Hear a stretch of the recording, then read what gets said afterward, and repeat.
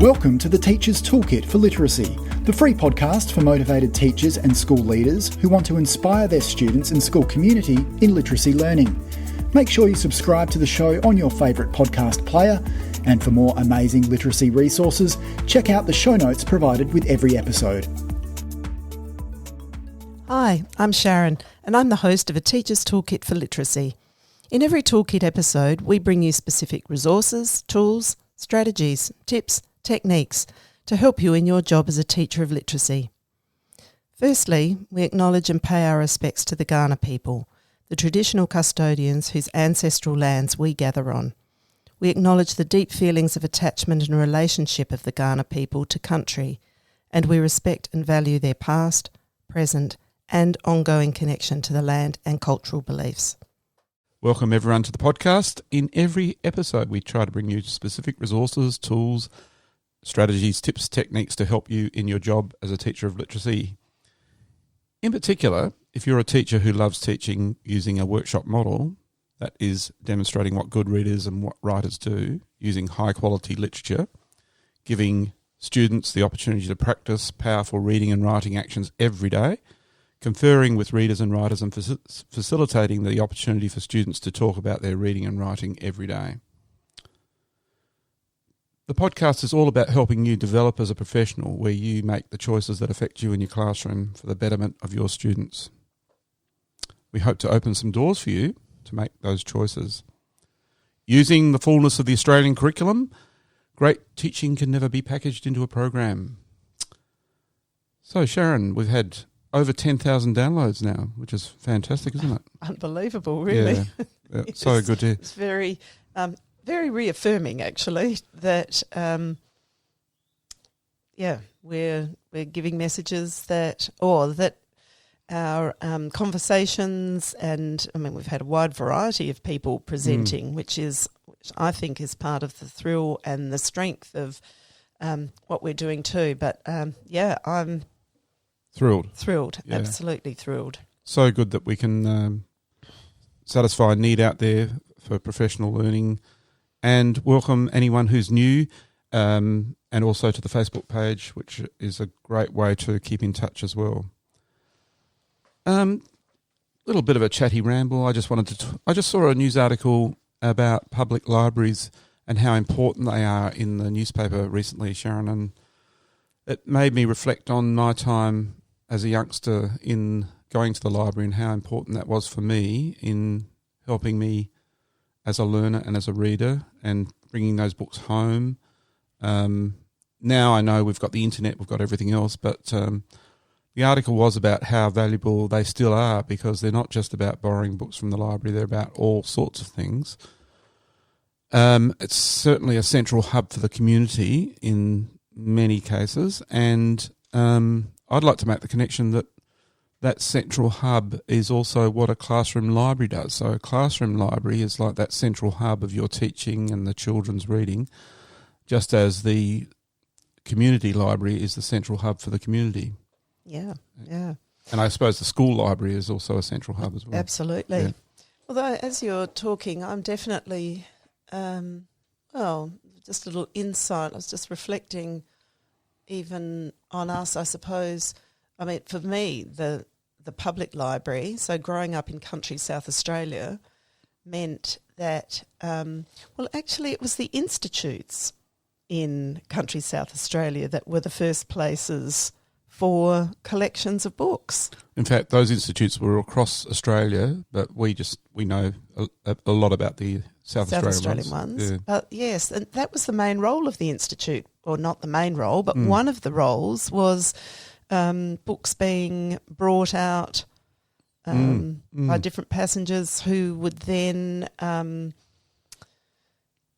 make that a feature of, these collections of books that could then be, were they to be borrowed? I don't even know. Not sure, but anyway, it certainly was a hub. Giving access to text. But for me, definitely, as I started saying, growing up in country, South Australia, and I'm assuming then this is across Australia, that without a public library at that time in our town, except for the Institute, that I was every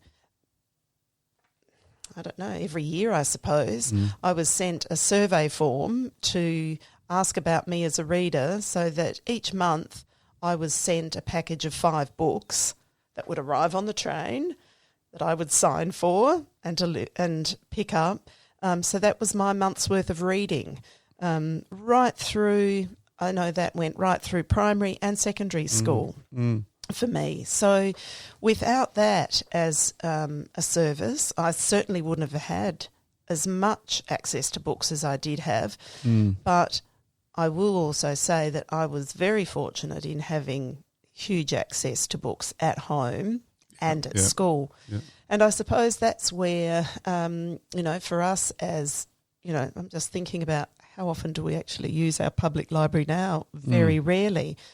But I guess that's also because we invest a lot in purchasing our own books and having access to those. But as a community, in terms of, being part of a community, libraries are a critical place for that. And I think, most of us can attest to, the significance of the library in our And the research says lives. that access to texts or access to books is one of the most critical factors in helping children with their reading, besides reading lots. And that access, I remember being in a school where a student didn't have any books at home. He'd lost his borrowing rights to the library, the school library. He'd never been to a public library. And the classroom, we were just starting to develop classroom libraries, and voila, we suddenly had all this access to books, and he was... he just thought that was thrilling that he had so many books he could access, and there was no other place where he could access them. So for him, a classroom library was just astounding. That's where we need to. Well, it's for every kid, really. Yes, not just those who can't access them at home. No, that's right. In fact, Linda Gambrell's research tells us that students who are in classrooms without a classroom library read 50% less than students who do have classroom libraries. So that's a significant proportion of those books have really time. got to be there on tap. We've got to have access to them. Anyway, moving on. The school work in schools this week, Sharon. Yes. So question number 1. Yes. Yes. What have we been doing in schools this week? So because it's at the time of recording this, we're back into the beginning of a school term. One of the big things, linking directly to what you've been saying, is we've been making sure that classroom libraries, in fact, at the end of the last term, we made sure that classroom libraries were set up, ready to go. And so those collections being brought in and teachers displaying and organising those. One really important thing that I just want to mention is that in one of the schools where we're setting up classroom libraries, we're doing that from the school library collection. So we don't have separate funds for setting up classroom libraries at the moment, but that's not stopping us. We, really made the effort to think about what were their interests, what were their needs, and we did a bulk borrow with the help of the wonderful librarian. Did a bulk borrow, but teachers, so this wasn't just me and the librarian doing it, this was in conjunction with teachers and students collecting books to form their first classroom libraries. Oh, how exciting. So it's been tremendous. And in fact, one of the teachers couldn't wait until this term. So she started that with her students in the last week of last term, letting them interact with this classroom library and be engaged with setting it up. And it was just a complete, so year 3 class, just a complete joy for these children in having daily time access for choice Yep. of texts that they can read with accuracy and understanding, and be guaranteed that time every day to be able to immerse themselves ongoing with those texts, and to also be guided with a mini lesson of good reader actions and opportunity to talk afterwards. I was going to say, because the classroom library then becomes part of the teaching, because that's the really fundamental part. The first fundamental part is getting a classroom library there, which is fantastic for those kids. Yeah. And the second fundamental part is to bring it in as part of your teaching. Yes. And that's where a lot of these podcasts are around that and helping you with that. Yeah. Yep. And so the other thing that in some of the schools that we've also been setting up is at this time of the year, especially with classroom libraries being set up, a tool that we're actually going to spend the bulk of this podcast talking about is the motivation to read profile. Right. And so that's a tool that on the first day back in our professional learning, we had a look at the motivation to read profile. And so now each class in the primary section of the school, so R to 6, but we'll talk more about the logistics of all of this in a moment, but setting up for all of the R to 6 classes in this school that every child would be engaged in the motivation to read profile, so that we can get a picture, like we can have a picture of lots of things about our students as readers, but this is really heading straight now into what's the struggle, is what do we do with the information? Like, we know without a profile that many of our children aren't motivated to read. And so this profile really gives us insights into what are students' self-concepts about reading and what do they see as the value of reading. So we're doing that over the next 3 weeks. We're collecting all of that information and then as a staff having a look at that and using that to help us drive more around the work that we do with classroom libraries and our reading workshop. Okay, so it's giving you deeper information than you would get elsewhere. Yes, in fact, you can't get it. How else do we get that? Yeah. So, well, we can get it for, some students will stand out about that, and so just by observation and conversation we may get that, but this is really a wonderfully coordinated way to get the whole picture about our readers in our school. So I think there's real value in it as a classroom teacher. So I might choose to do it just as a class teacher. Yep. But as a whole school, there's another whole layer then and another commitment to what we're saying is what is the link and the importance of being motivated to read. Yeah. So a school could do this as a whole school. Yes. And we could actually help them with it if they, want some help as Q Learning, because that's one of our jobs. Well, the help comes in the form of collating information, of course. Yeah. Because what we're going to share with everyone today is the motivation to read profile, where you can access information about it and access the tools that you might want to use to deliver the profile. But the collating is a bit of work, so we can help with that. Yeah. Yes, Yep. so that's something that we can offer. Yes. Yep. But, what is this motivation to read profile? It's something that you've just came across, Sharon? Or? Okay, well, actually, many years ago, probably one of the first things that I was really prompted to, through great mentors that I had, one of the first things that I was introduced to was, in terms of what information am I gathering about my students as readers. And, of course, I was using, at that time, Miss Q analysis. was a way for me to find out. But sitting with children and hearing them read and seeing what they're doing as a reader was what I was my, I was pretty pleased with myself that I was gathering that information.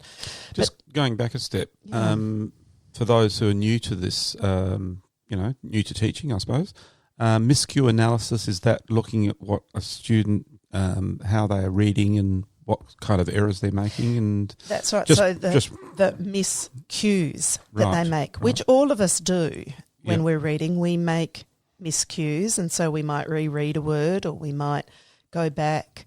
So, back because that didn't make sense, or, the phrasing of that wasn't correct.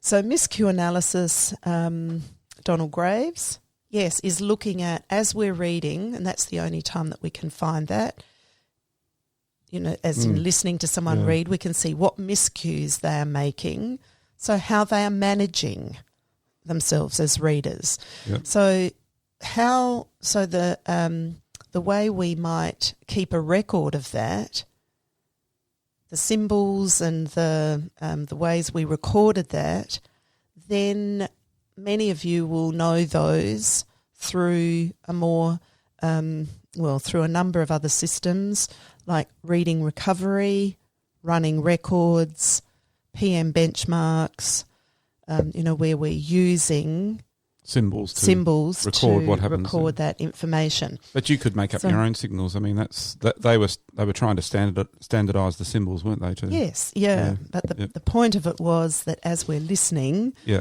to a child read, we're noticing and noting the things that they're doing as a reader that are the information that's best going to help them and I'd like become more accurate or better understand what they're reading. Yeah, and I'd like to add that's the gold of the whole process, what you're talking about just there, not to try and get a level of reader, level of text that a child will then go to read. It was the whole intention initially of the whole process was not about levelling, it was about what are they doing when they're reading. That's right, that's right. And so it is still, I'm going to say easiest way to really find out what students are doing. We listen to them read and we notice and note what miscues they're making. Great. All right. And we can let them know, because a lot of miscues, they will self-correct. Yep. So that also tells us a lot about them as a reader. So, of course, we can do a miscue analysis then on any piece of text that they're reading. Yep. So, yes. Where was I going, Phil? Well, I was asking you about... how did I come to the... the motivation to read profile. Yeah. So, yes, I know early on I was using reading interest inventories. Some listeners may remember Max Kemp and his work. Yeah. And so that was the very first reading interest inventory that I ever did. And that was asking students, that was sitting with a child and asking them to tell me about themselves as a reader. What did they like to read? Did they like getting books as presents? What was the last book they read? Did they have favourite authors? Those kinds of things. And seriously, for me as a teacher, I remember I had year sixes at the time. I thought, oh my goodness, I never knew this is such valuable information.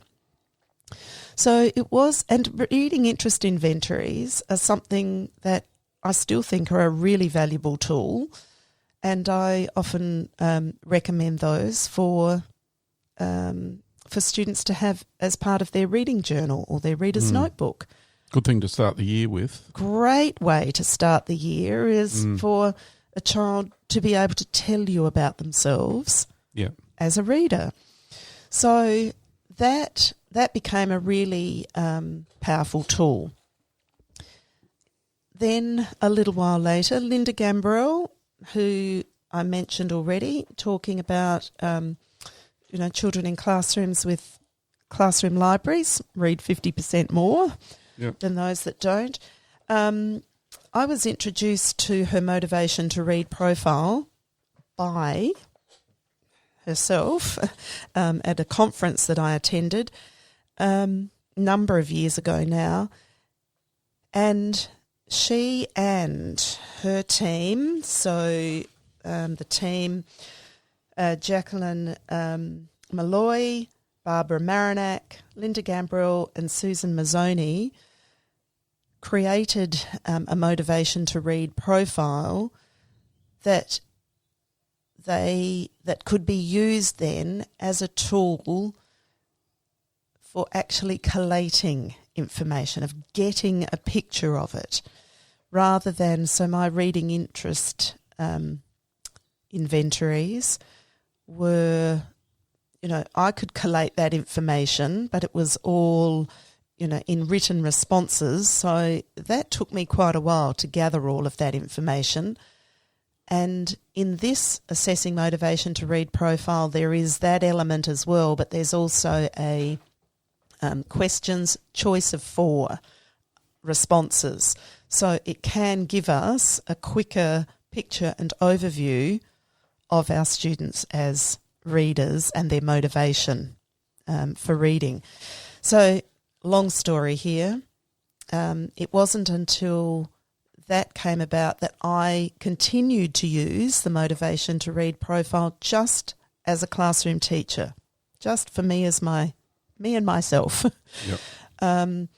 But now that I'm working with schools, it's something that I really like to bring to schools as a tool for gathering some information that they don't actually have a picture of.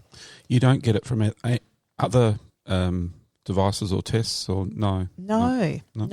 So let's maybe have a little bit of a look at what is the motivation to read profile looking at, and maybe if I can talk about that first. So it's really designed as an effective, as a tool to effectively gather some information, across whether it's class or across, but it's to help us design effective and engaging instruction that considers the motivational needs of students. So the kinds of questions that are asked. So the first part is a reading survey, and here's the other thing. This is a wonderful team that have created this, and they've really created it in a way that you can adjust. You don't have to be doing all of the questions that are in here. Okay. It's really here as a starting point. Mm-hmm. And one of the schools that I worked with a number of years ago, a secondary school, designed their own, based on this information, really designed their own profile and survey. And that's really what this... so it can be adapted. Yes, yeah. Absolutely be adapted. But what we've done is using the full assessing motivation to read survey and conversational interview that they've recommended. We've created a PDF of that so that if, and that's on Teachific, if people are wanting to just access that. But the reading, the resource itself is freely available, and we'll put that into the show notes as an article. It's called Assessing Motivation to Read, the Motivation to Read Profile Revised, and all the information you need for administering it. Oh, wow. And reviewing it. Yep. Is all in that article. Wonderful. And then considerations about what to do with that, how that informs our teaching. So the survey itself looks at, and so it's really geared for year 2 up. And as you said, it can go into secondary school. So Year 2 up. So yes. Secondary teachers. Yes. We're looking after you. Yes, we are. Articulation, Phil. Articulation. Yeah, sorry. We're looking after you. So, but in the Arta 6 school that we're currently using this in, the reception teacher, or the first year of school teacher, said, "Oh my goodness, I so want my students to be able to do this survey as well, and I'm going to use our buddy class of year 6s to be the ones to ask the children the questions." Clever. So here's a way of making it a whole school piece in a really I just think in such a delightful way that the older students, who will also be doing their own survey, will be able to ask the 5-year-olds. What a wonderful buddy class activity. Yes. That's really meaningful. Isn't it? Purposeful. Yes. Yeah. Wonderful. Yes. So the year 1s have a buddy class as well. So once again, their year 5 buddy class will be familiar with this. So doing that with the children is just such a beautiful thing, And and because the school collectively is making a commitment to this and really wants to find out some information that they have never found out before to, without a doubt, better inform their teaching. Because I haven't even mentioned this, but the research literature provides strong support for the tie between reading motivation and reading achievement. Okay, so there's the big connection. Yeah. And I think any of us as teachers, we know that if a child isn't motivated to read, their reading achievement is limited by that. Yep. Even for a child who can read but chooses not to read, their reading achievement is limited by the fact that they are not continuing to read or not choosing to read. So motivation can actually be described as a willingness to engage in an activity and a willingness to persist in that activity even when it becomes difficult. So that's how motivation is defined. So that willing to engage in an activity and willingness to persist even when it becomes difficult. Great.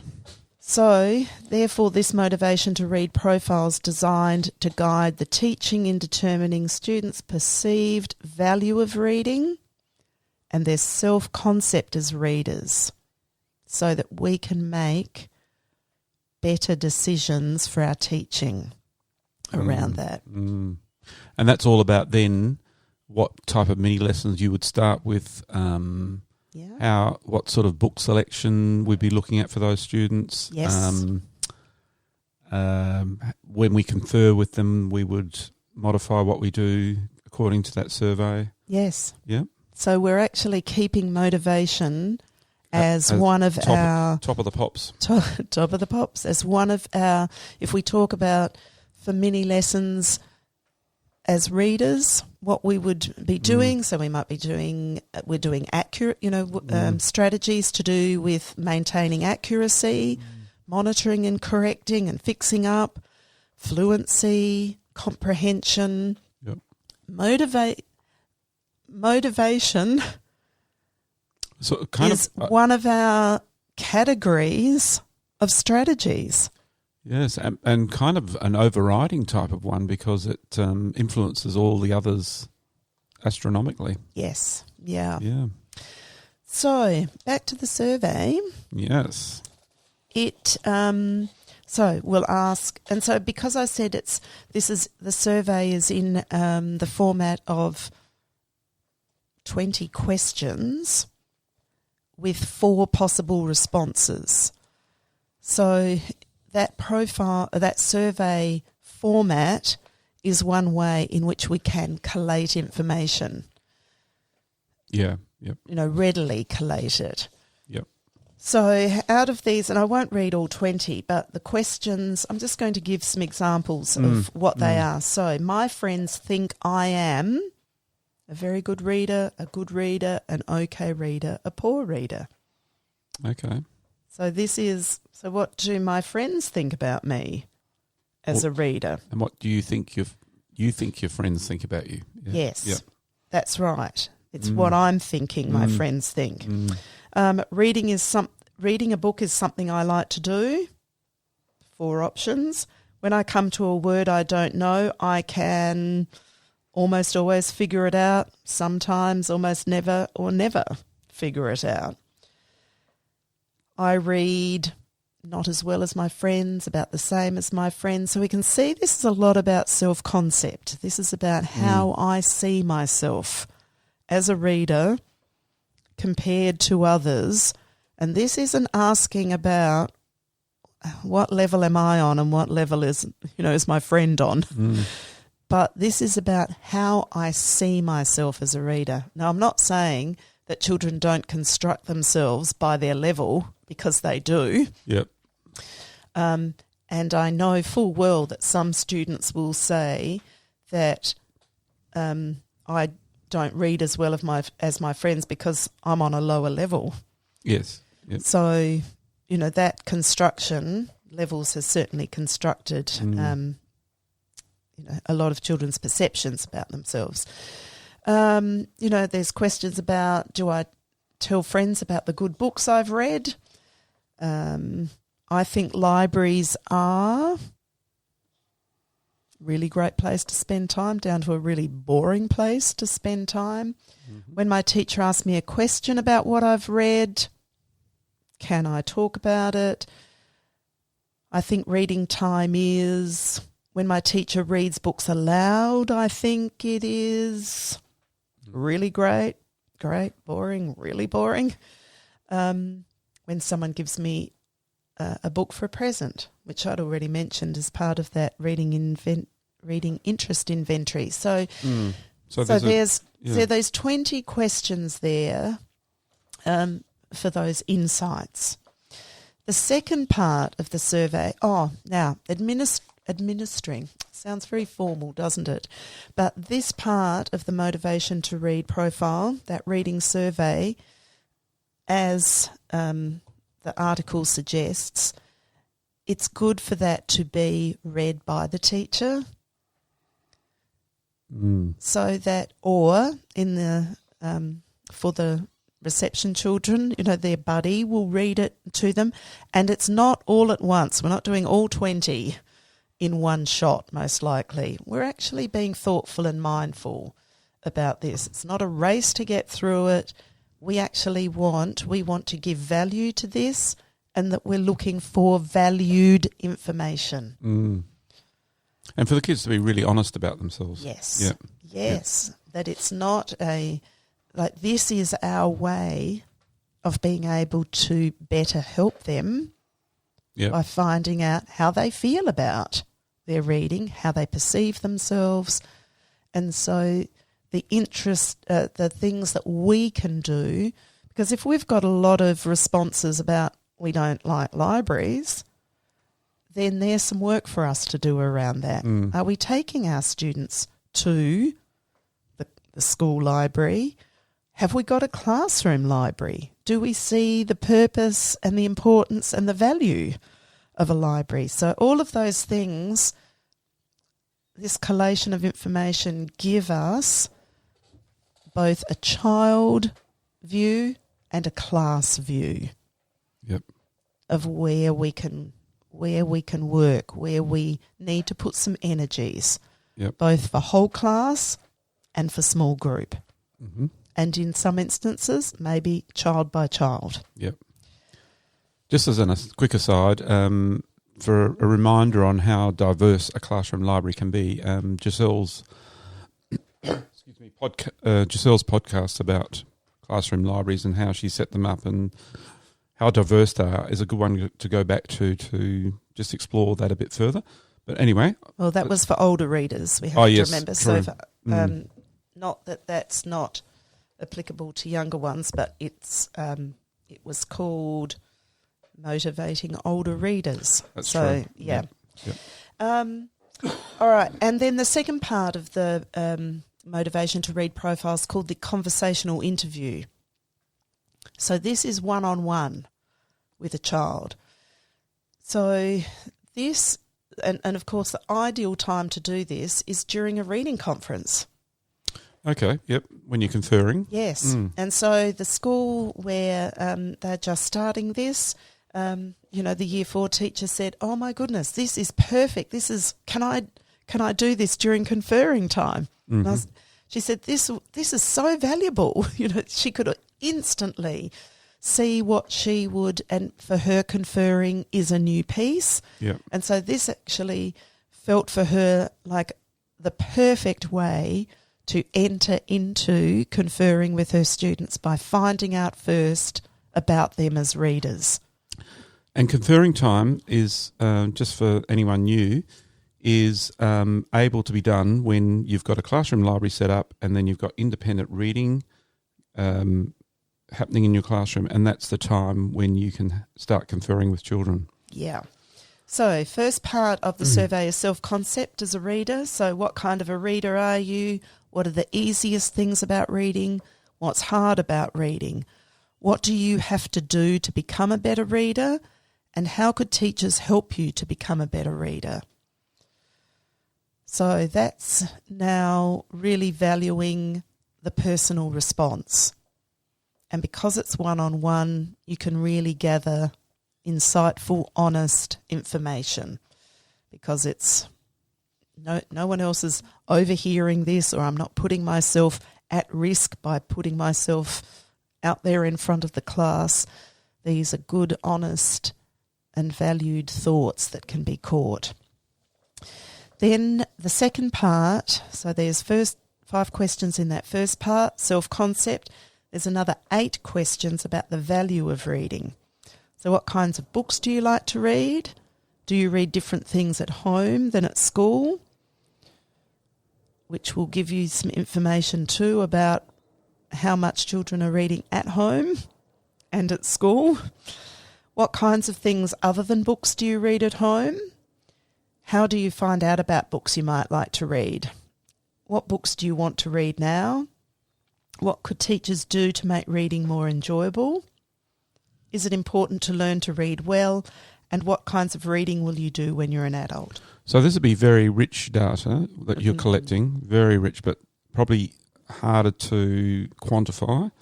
Yes, or well, the reading survey part is, the first part can be done quite easily by number on an Excel to give that information.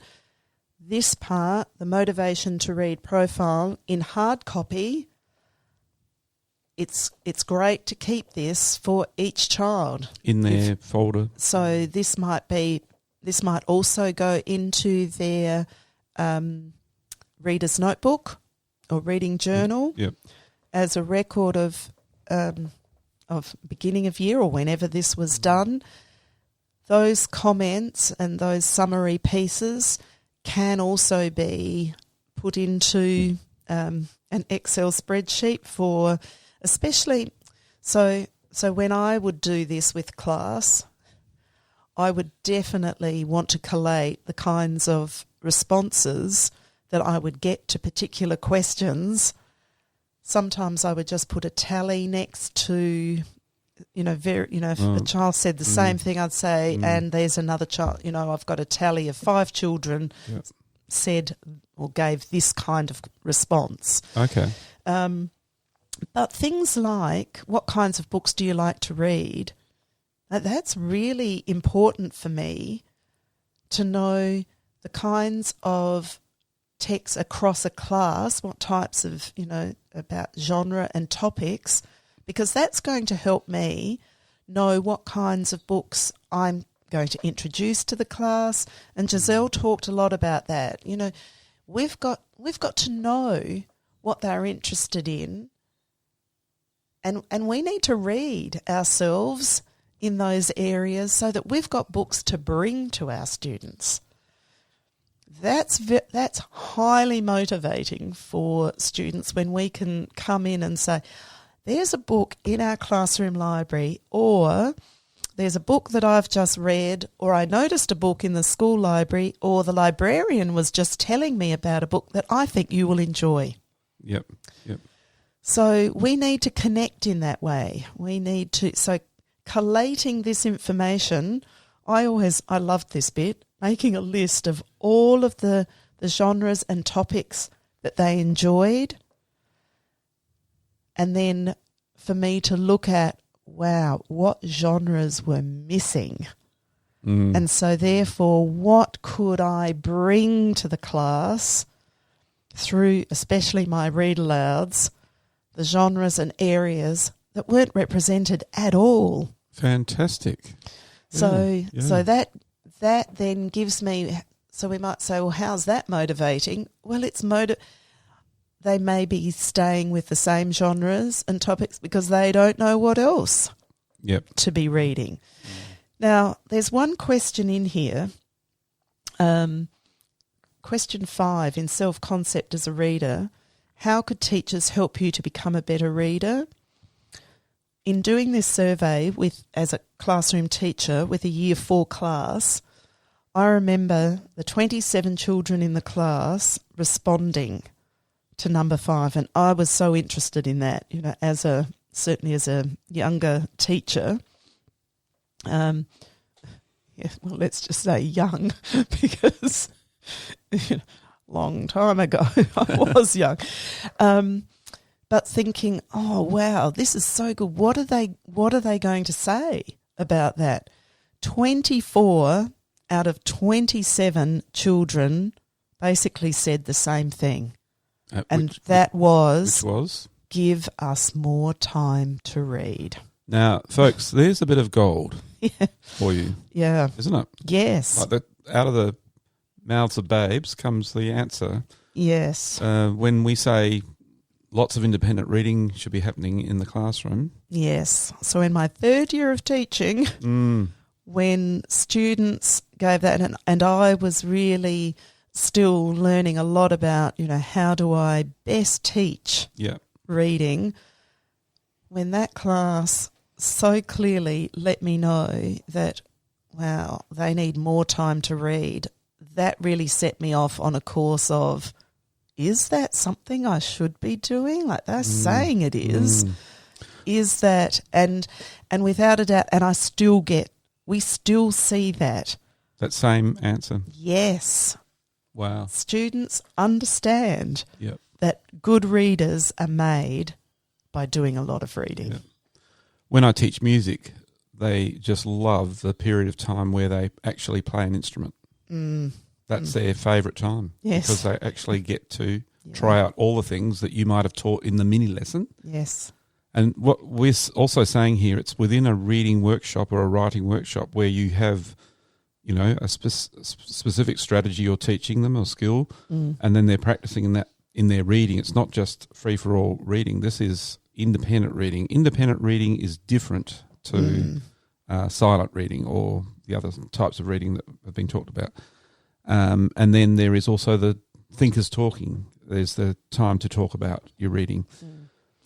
So can I just add into that one that response actually is true of secondary surveys that we have done.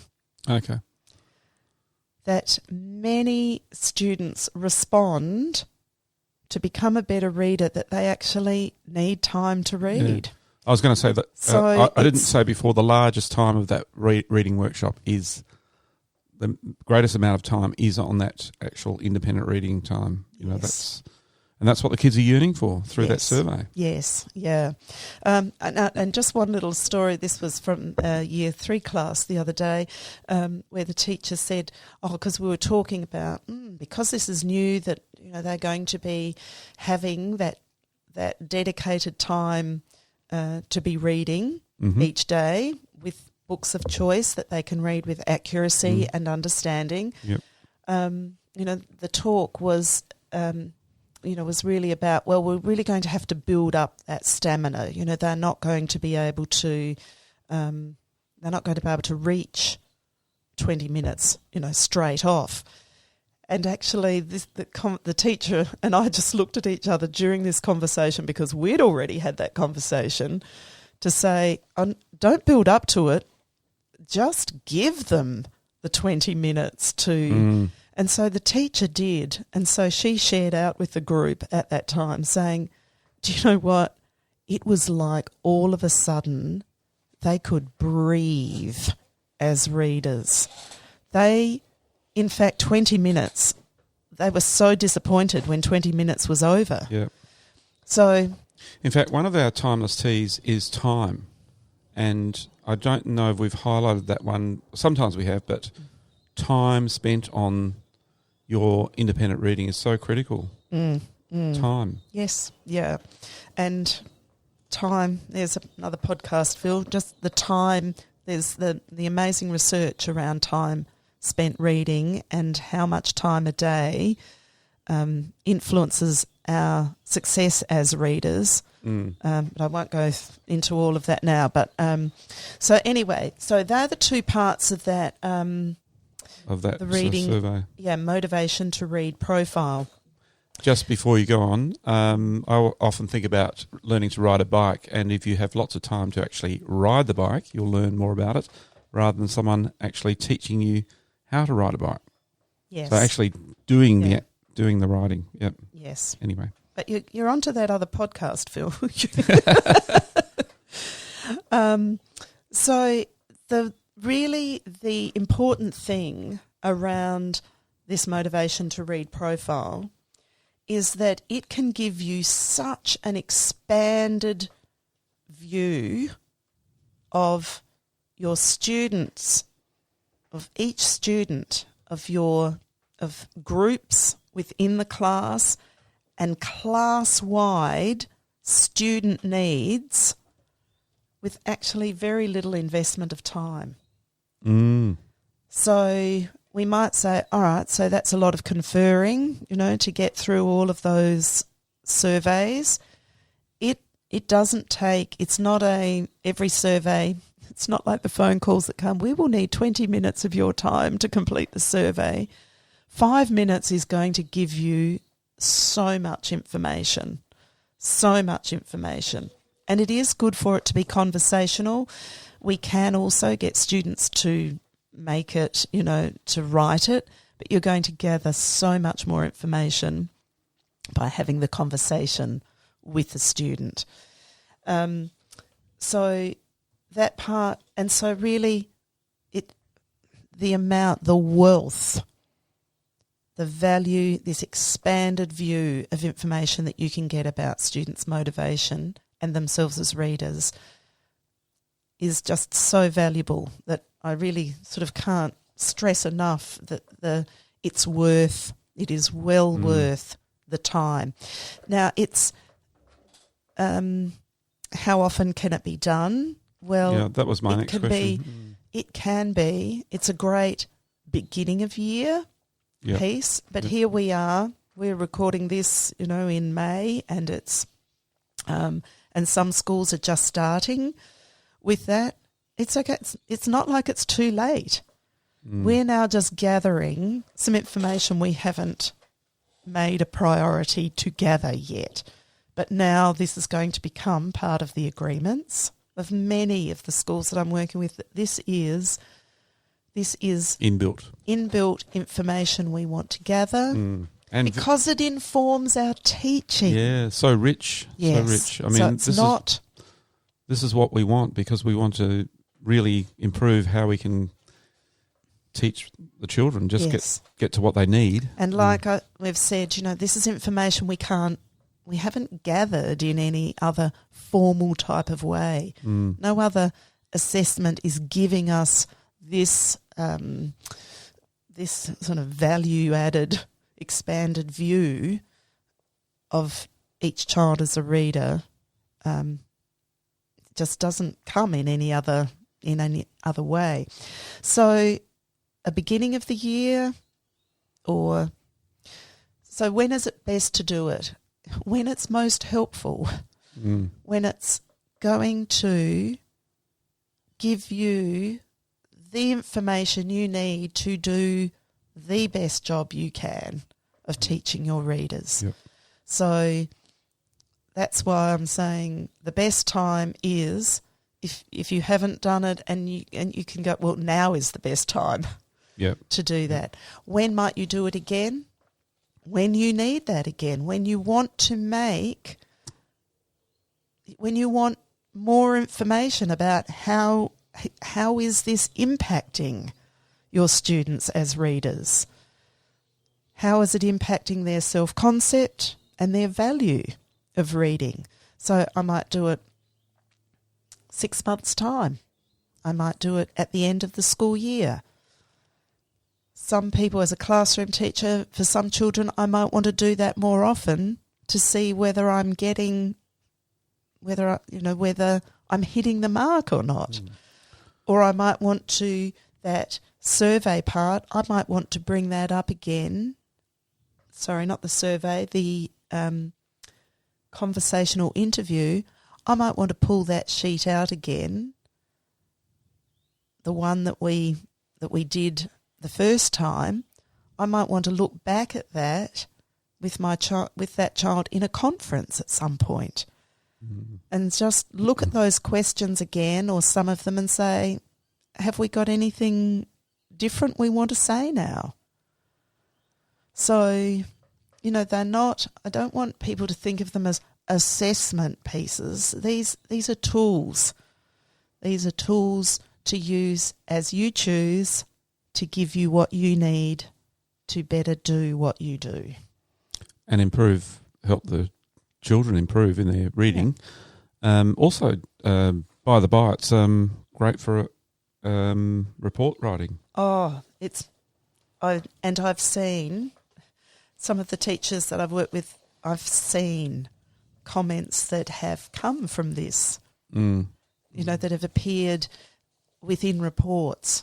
So I think that's just, it's student voice here, and, we're really able to build on like really powerful information. Yep. I don't think I said that at all well, but I hope we get the point. I think it was excellent. Yeah.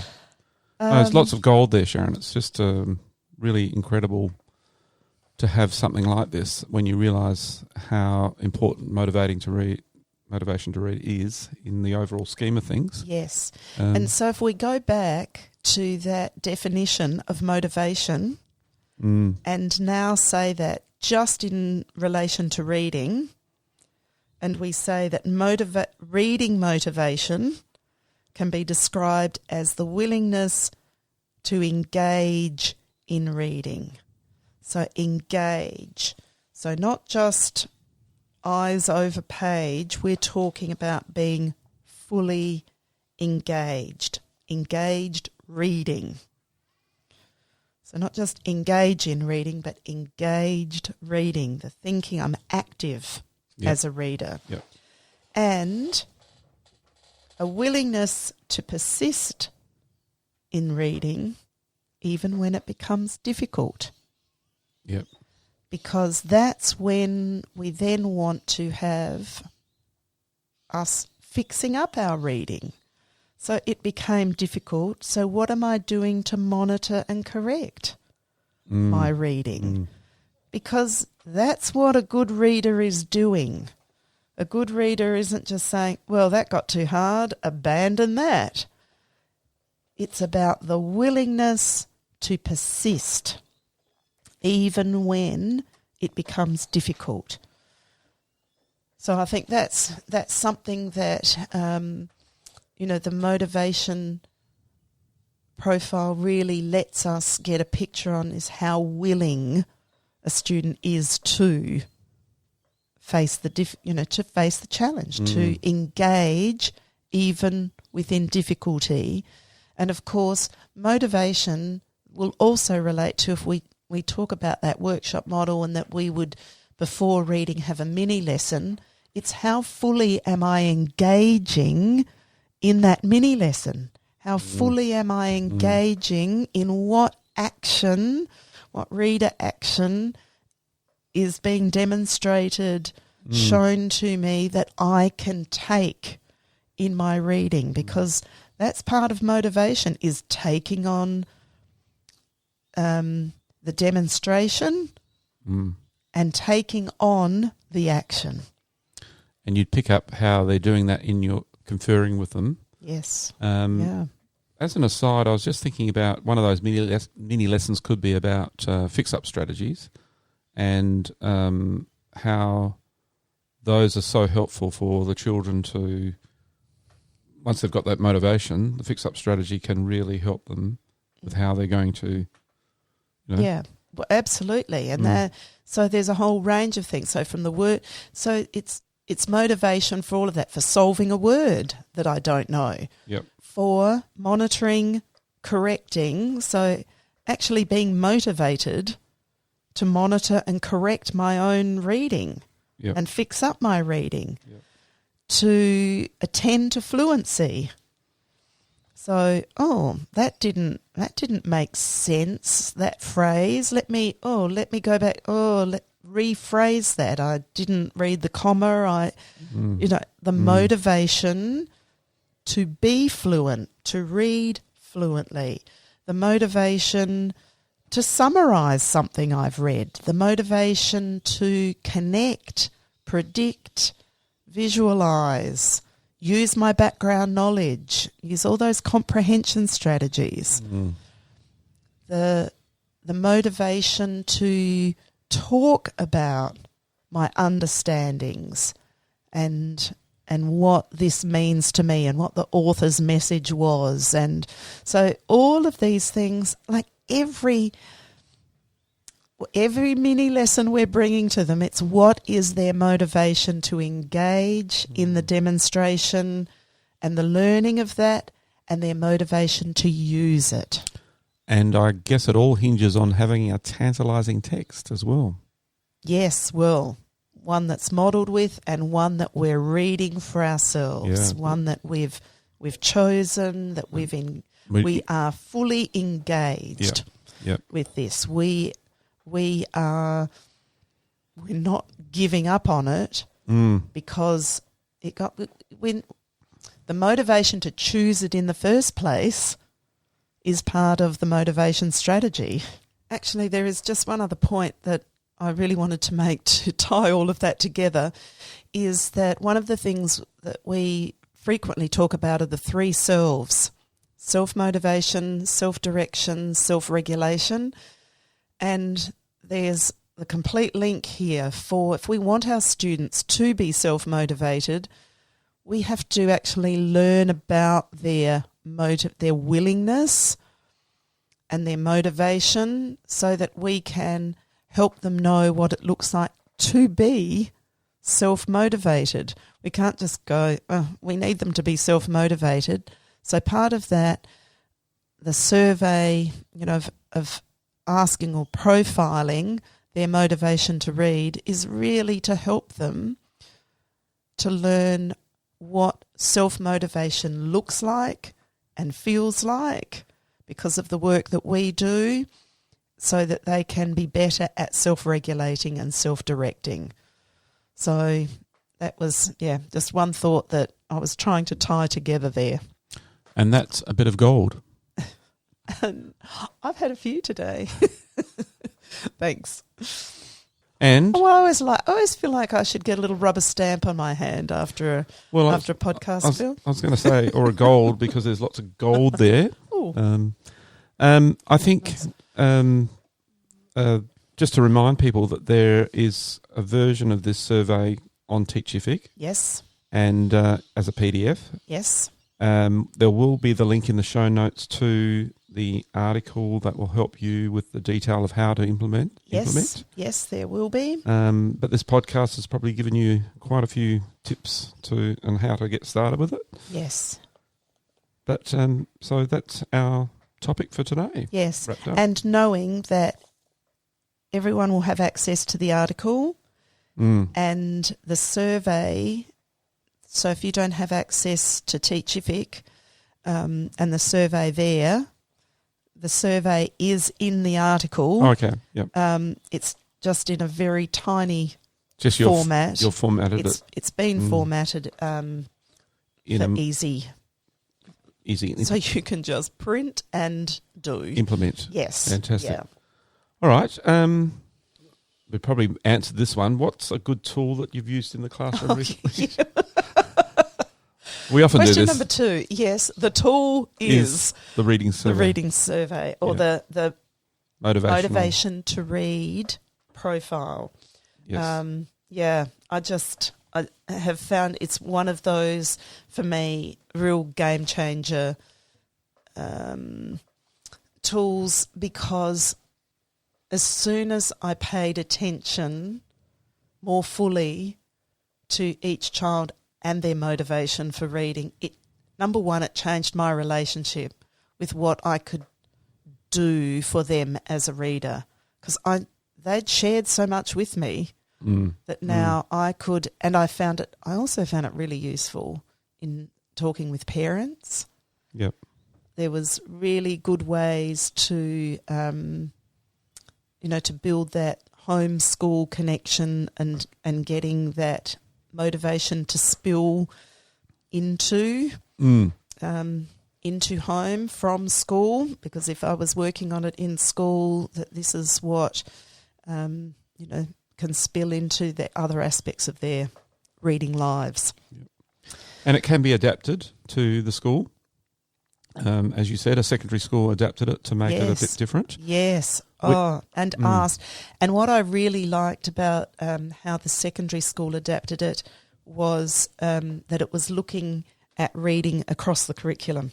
Yep. So it wasn't just the English teachers taking on the survey, it was across all areas. So really gave rich data and a focused data for it. Yeah. Focus for your teaching. Yeah. And we can offer to help people with the collation of their data, if that's because that is quite a big part of the survey. Yes. We can and help people with that. can just contact us about that. Yep. Yeah. Key question 3, what's a tantalising text that you've been using or used in the past, should I say? Well, I have shared this recently with some students, but over time I've used this one quite a bit.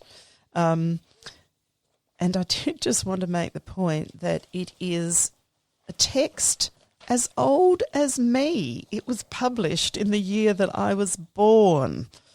So how's that for a well-worn... I never had a copy of it of my own as a child, but I definitely it was in our school library, and I definitely came across it, as part of that. It is a text called... Now, no, it's not called now. When I say it, when I read the title, I'm going to be saying it in a South Australian accent. Right. So it will come out as, I can't, said the ant. Can I have a look at it? And if I was in Brooklyn, I'd say, I can't, said the ant. Exactly. So the writer and illustrator of the version that I have is Polly Cameron. And I know there are some older versions of it illustrated by other people, but the original is both written and illustrated by Polly Cameron. Now, why this text? So we've actually been talking a lot about poetry in some of our earlier podcasts, and this is one of those poems that's kind of danced along with me through childhood and into adulthood. So I think sometimes I refer to poems as epic, the big long story poems. This is quite a long story, so I often refer to it as a bit of an epic. And it lets the reader quickly dip into the language and rhyming and having fun game of this poem. So it's a great one for students, younger students particularly, joining in rapidly, making lots of predictions and guesses about what's coming just by reading the first part, but also as a class for my receptions 1s, 2s, we might be writing as a class more events in this story using the pattern of it. It's also great for if we want to make a class book, each child writing one line for the poem, and then we can collate this as a full verse of a poem. For older students, I've had older students just loving writing their own version of this, like a full version of their own, choosing a different topic or choosing different, so this one, I can't, said the ant. I can't, said the aunt. Doesn't make sense. I can't, said the ant. Let me just read you a little bit of how this goes so that you can hear it and join in with the, thinking about the rhyming and the patterning here. I was taking a walk when I heard a loud clatter. I rushed into the kitchen to see what was the matter. There on the floor with the tea pouring out was a cracked teapot with a broken spout. Good heavens! What happened, my poor Miss Teapot? She rolled over and murmured, the tea was too hot. What's all the clatter? Asked the platter. Teapot fell, said the dinner bell. Teapot broke, said the artichoke. She went kerplop, said the mop. Is she dead? Asked the bread. Just a break, said the steak. Broke her spout, said the trout. A fine fettle, said the kettle. Alas, said the glass. So I'd have to read that. Alas, said the glass. Glass. What a life, said the knife. Push her up, said the cup. I can't, said the ant. You can, said the pan. You must, said the crust. Please try, said the pie. That's the way, said the tray. Oh, that's good, said the wood. Higher, said the fire. It's a breeze, said the cheese. You've gone far, said the jar. They slid, said the lid. Oh gosh, said the squash. How exhausting, said the frosting. Relax, said the axe. Stop and think, said the sink. And then it goes into the next verse. So now I rested her gently back on the floor. Fear not, Miss Teapot, I'll be back for more. I gathered my friends and told them the trouble. We spread the word and came back on the double. There was an army of ants and a spider or two. We quickly made plans on just what to do. How bleak, said the leek. She'll die, said the fly. She will not, said the pot. Don't be dumb, said the crumb. Keep cool, said the stool. They'll fix her, said the mixer. We haven't lost yet, said the omelette. Give them time, said the lime. There's still hope, said the soap. They'll mend her, said the blender. The spider spun a splendid web and wrapped it round her spout, making certain it was tight, so tea could never trickle out. I'm halfway through. Isn't it just such a glorious story? So we wonder, I can't, said the ant, plays this pivotal role in, we've got all of the kitchen foods and appliances giving all this commentary until we say, that the ant should fix it. I can't, said the ant. And then ensues the whole story of how the ant goes about solving this problem. I just adore it. I think it's an absolutely brilliant structure to this as a story, using a gorgeous blend of rhyme, of these verses, but then these statements being called out around the kitchen that aren't rhyming statements, but they rhyme, that what they say rhymes with their name. Yep. So I just think there's just so many wonderful elements to this. Yeah. It's not a simple, just write 3 lines and put this many syllables in it. This is a complex, a poem, a story of great complexity and wonderful fun. So it is an out of print and in public domain text. So For those of you that are on Teachific, there is a copy of I Can't, Said the Ant. Not illustrated, but if your students are up for it, it's a great one to illustrate. It probably sounds better from a non-South Australian. I Can't, Said the Ant. American or other states in South Australia. But anyway, it's whatever it is, whatever way you say it, it's a great book. It just sounds fantastic. I love it. So maybe I might write, I can't, said the plant. Yeah. So if I was innovating on it, and of course I'll always come back to Australian curriculum, adapt and experiment, hear and innovate. This is one of those fabulous ones that if this one whispers to you as a as a fabulous piece of poetry and will whisper to your students, it's a great one to bring to them to do something with it. Oh, to experiment, adapt and innovate. Love the word whisper, Sharon. That's lovely. Thank you. Bit of gold there. Thank you, everyone, for joining us today, and we've loved that you could be with us. And subscribe to our newsletter if you get time, if you haven't already. Join us on our Q Learning website. Join the Facebook group. But it's great to have you with us again. And please join us on the next podcast. Our word for teacher this week is in Indonesian, and it is guru.